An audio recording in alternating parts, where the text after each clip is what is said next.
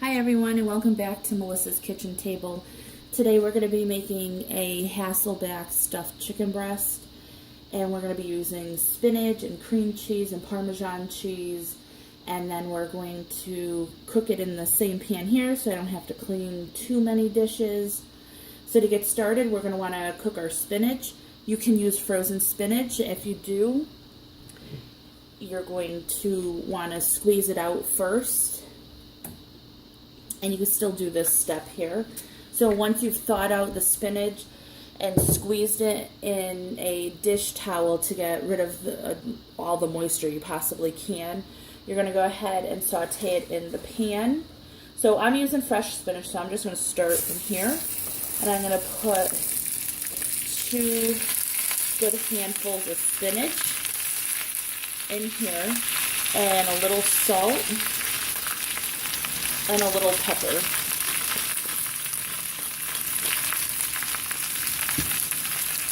And to this, I'm going to go ahead and add some onion powder.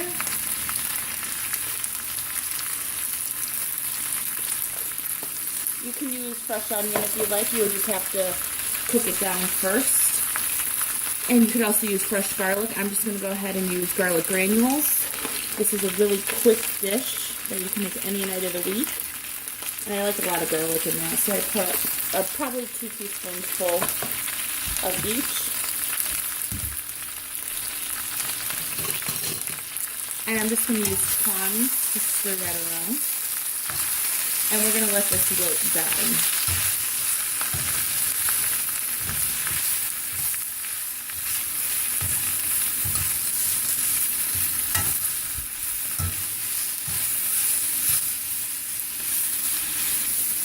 Now once it gets wilted to this stage, which will take probably less than a minute, maybe 45 seconds, this is about a half a block of cream cheese left. I'm going to start with half of that, so about a quarter, and I'll see how much that melts to. We want enough to make it saucy. You just want to cut it into the spinach. And that'll melt quick. I also lowered my heat down to about medium-low. So that melts very fast. Okay.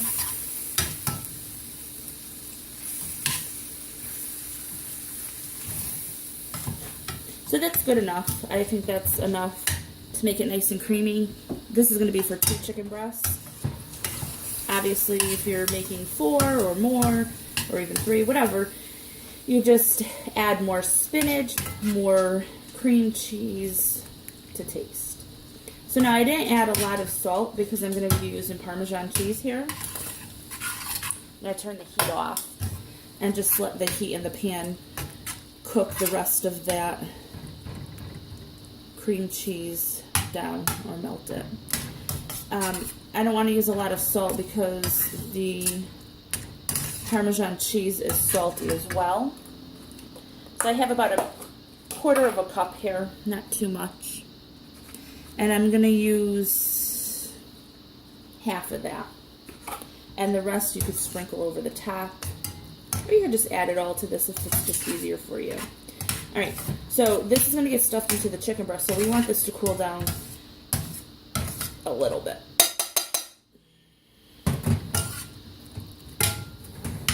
Alright, so I'll put that off to the side. I'm actually going to put that in a bowl to cool. It'll go faster that way. And I'm going to be using these little dishes. It fits about 1 chicken breast in each. These are just Corningware. I just sprayed them with some cooking spray, and I'm going to bake them individually in each dish. You could just use a regular Pyrex dish, or you could even bake these on a cookie sheet if you'd like. I just like the presentation in these, so that's why I use these. Alright, so here we have our 2 chicken breasts.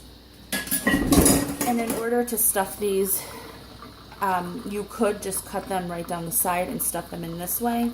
This way we're doing it is going to cook even faster, we're going to do what they call Hasselback. So you just go along and slice down each side without cutting all the way through. So you're just going to make a slice right down, and then you're making sure you're not go all the way through. And then another, about every 1/4 inch you do it. But you, again, make sure you're not going all the way through.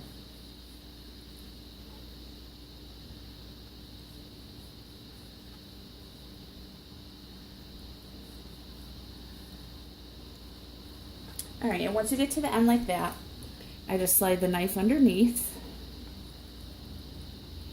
till it's on both sides, and it's a lot easier to pick up this way. I hold it over here and I just salt mine like this. Just flip it upside down, and then you're going to put it into the baking dish, just like that. Okay. Go ahead and do it again for the second one, making sure you don't go all the way through.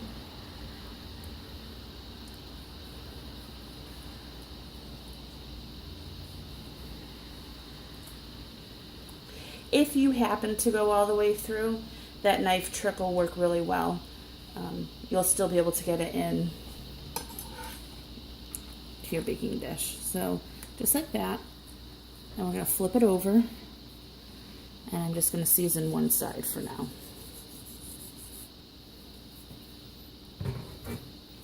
And we have our baking dish.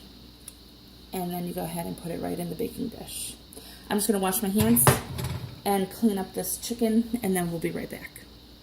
Okay, now that's all cleaned up, we're going to go ahead and stuff these. And I'm just going to season first. And you can just season with a little bit of salt and pepper or whatever you want for your seasonings. I'm going to use, again, the onion powder and the granulated garlic.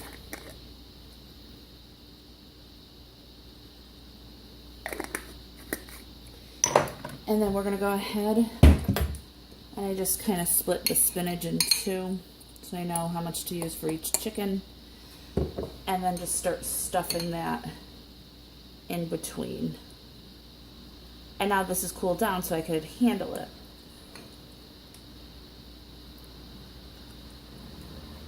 Put that in between the slices that you made on the chicken.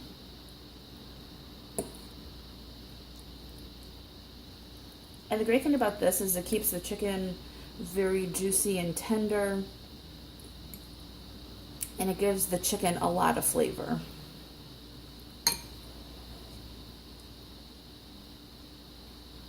Alright, so that's one.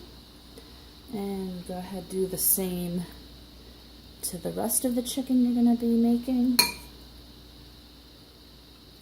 And what's really good about this too is you could stuff this with just about anything. You could just do cheese, you could do tomatoes, you could do sun-dried tomatoes, you can use pepperoni or ham. Ham would be really good. Ham and cheese. So I'll use all that I have for this.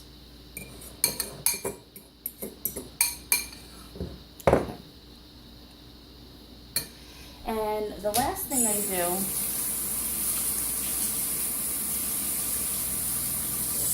is my husband likes things spicy, so I just put pepper rings on his.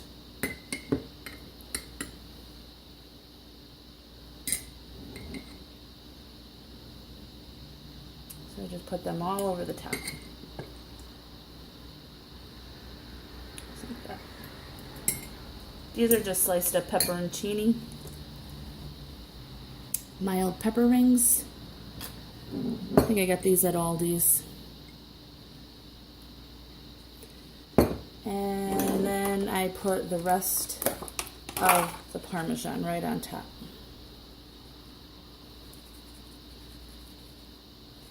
And that's it. So I'm going to put these in a 450-degree oven for about 20 minutes, and then once they're done, I'll take them out and show you what they look like. Alright, so everything just came out of the oven. It's nice and hot. I just wanted to show you my dishes.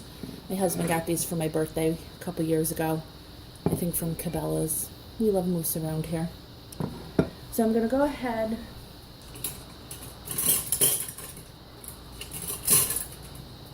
get a spatula.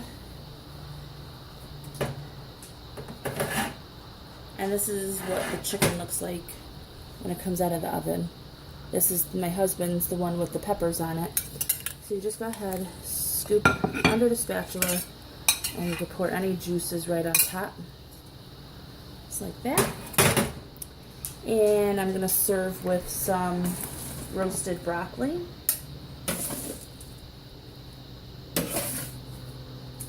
Roasted broccoli is very easy to make.